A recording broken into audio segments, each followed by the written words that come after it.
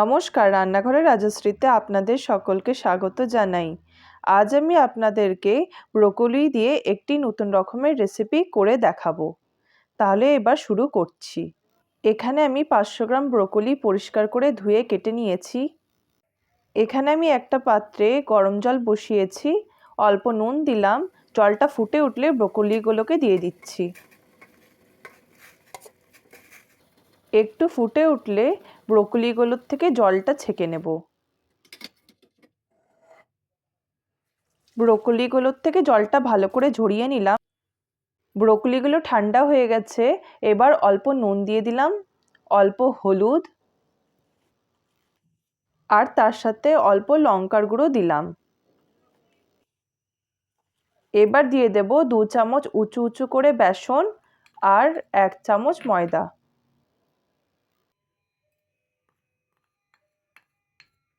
সবগুলোকে ভালো করে মিশিয়ে নিচ্ছি। কড়াই গরম করে পরিমাণ মতো তেল দিয়ে দিলাম।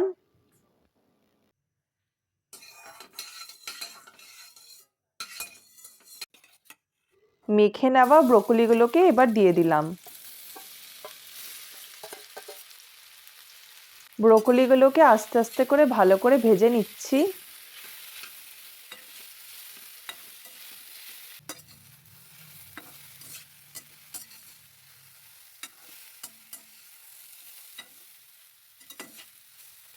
ভাজা হয়ে গেছে, এবার তুলে রাখছি।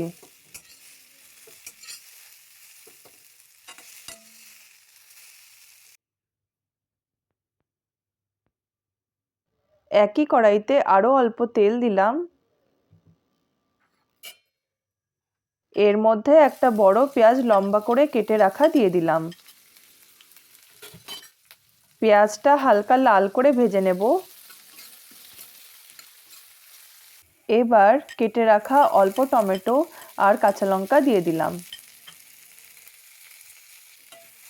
ভালো করে নেড়েচেড়ে নিচ্ছি। পরিমাণ মতো নুন দিয়ে দিলাম। এর মধ্যে এবার ভেজে রাখা ব্রোকলিটা দিয়ে দিলাম।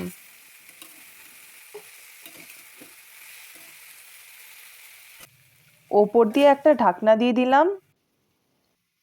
কিছুক্ষণ রান্না করে নেবার পর ঢাকনাটা তুলে নেব।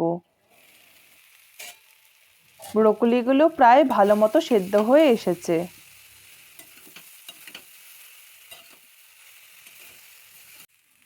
এবার 2 চামচ টমেটো কেচাপ দিয়ে দিলাম। ভালো করে মিশিয়ে নেব।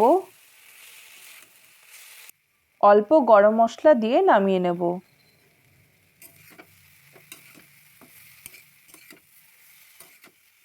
ব্রোকলি দিয়ে একটি সুন্দর রেসিপি তৈরি হয়ে গেছে।